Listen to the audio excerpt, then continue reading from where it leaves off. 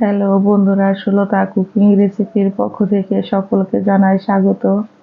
আজকে আমি দারুণ মজার রেসিপি নিয়ে হাজির হয়েছি। লুডুস রান্না একদম সহজ এবং পারফেক্ট ভাবে। এখানে আমি নিয়েছি 2 প্যাকেট লুডুস, নিয়েছি আমি বেশ কিছুটা পরিমাণে পেঁয়াজ কুচি, কাঁচামরিচ কুচি, আলু কুচি আর গাজর কুচি। চলে যাব চুলায়। আমি একটা কড়াই বসিয়ে দিয়েছি আমি অল্প পরিমাণে একটু সাদা তেল। আর এখন পেঁয়াজ কুচিটা দিয়ে কিন্তু আমি বেশ ভালো করে ভেজে নেব। পেঁয়াজ কুচিটা আমার ভাজা হয়ে গেছে। এখন আমি দিয়ে দেব আলু কুচি আর দিয়ে দেব গাজর কুচি। এই দুটাকে আমি কিন্তু পেঁয়াজের সাথে খুব সুন্দর করে ভেজে নেব।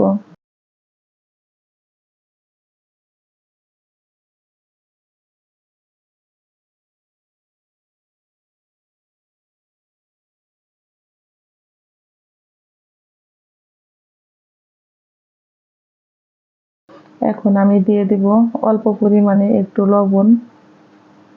লবণটা দিয়েও কিন্তু আমি আবারও বেশ কিছুক্ষণ এইভাবে ভেজে নেব। আমার আলু আর গাজরটা কিন্তু প্রায় ভাজাই হয়ে গেছে। এখন আমি দিয়ে দেব 2টা ডিম। মাঝখানে এরকম ফাঁকা করে আমি কিন্তু 2টা ডিম ভেঙে দিয়ে দিব।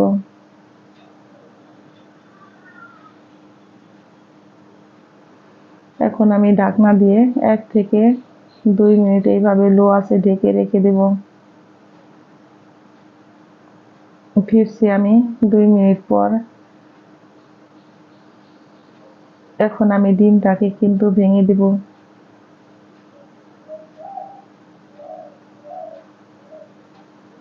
এইভাবে ডিমটা ভেঙে কিন্তু আমি সবজির সাথে মিশিয়ে নিব।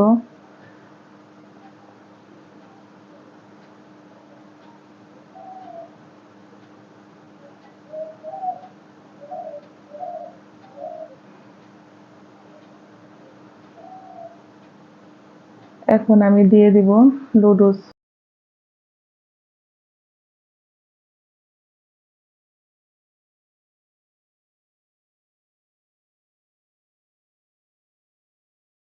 আমি এখানে দিয়েছি 2 প্যাকেট লুডুস একটু হাত দিয়ে ভেঙে।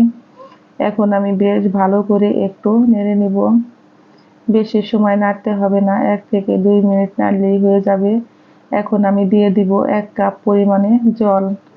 জলের পরিমাণটা কমই দিবেন বন্ধুরা, তাহলে কিন্তু গলে যাবে। আর জলটা যদি কম হয় তাহলে কিন্তু এটা একদম ঝরঝরে সুন্দর হবে খেতে।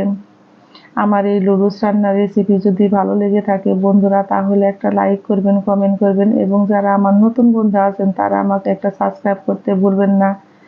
আমার নতুন এবং পুরাতন সকল বন্ধুদের জানাই আমি অসংখ্য অসংখ্য ধন্যবাদ। এখন আমি দিয়ে দিব লুডুসের মশলা। লুডুসের মশলাটা অবশ্যই এই সময় দিবেন, তাহলে লুডুসটা সিদ্ধ হওয়ার সময় খেতে কিন্তু বেশ ভালো লাগে। এখন আমি মশলাটা দিয়ে দিয়েছি। দিয়ে দিব আমি 1 চা চামচ পরিমাণে কাঁচামরিচ কুচি। ঝালটা আপনারা আপনাদের পছন্দ অনুযায়ী খাবেন। এখন আমি মশলা দিয়ে একটু নেড়ে দিয়েছি।